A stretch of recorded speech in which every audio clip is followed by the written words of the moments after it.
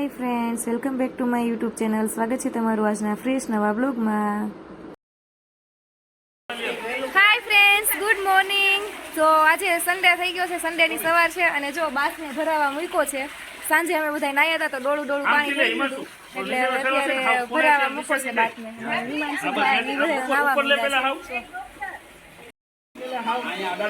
જો બધા બાથ ભરી રહ્યા છે. પપ્પા શું કરે છે? આ શું કરો છો?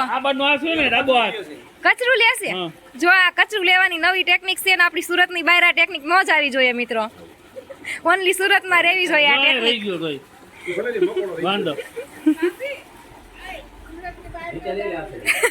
હા તો ગુડી બેને કહે છે કે સુરતની બહાર આ ટેકનિક ન જ આવી જોઈએ, નવી ટેકનિક અપનાવી છે. કોણ છે?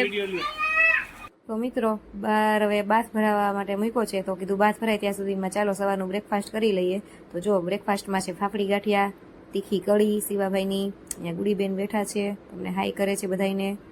અને જો ચાન ગાંઠિયા ને ફાફડી ને એવું બધા ખાવા માંડ્યા છે. તો ચાલો મિત્રો નાસ્તો કરવા માટે.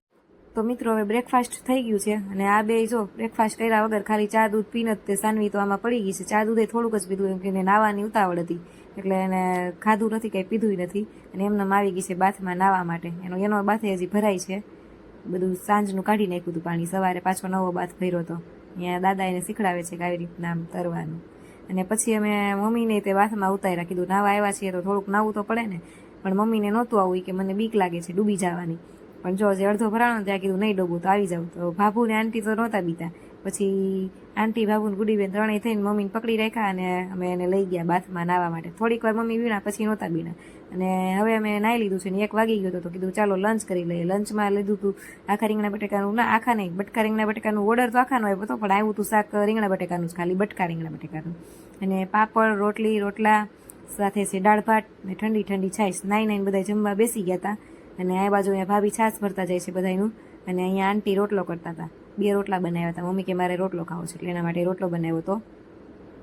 અને પછી જો પાછા બપોરનું જમીને આ બે ફટાફટી કે હાલો હવે વયા જવું છે નાવા. તો તરત જ આવો તડકો હતો તોય તે નાવા પડી ગયા, આખો કુલેનો ભરાઈ ગયો હતો. જો પછી રીંગ એને આપી દીધી હતી, રીંગમાં બે છપછબિયા કરવા માંડ્યા હતા. એને નાવાની સૌથી વધારે મોજ સાનવી અને નિર્વાહે કરી છો મિત્રો. આવા જ બ્લોગ જોવા માટે આપણે ચેનલને સબસ્ક્રાઈબ કરો અને સાથે વિડીયો ગમે તો લાઈક કરવાનું ભૂલતા નહીં મિત્રો. આવજો, બાય, ટેક કેર.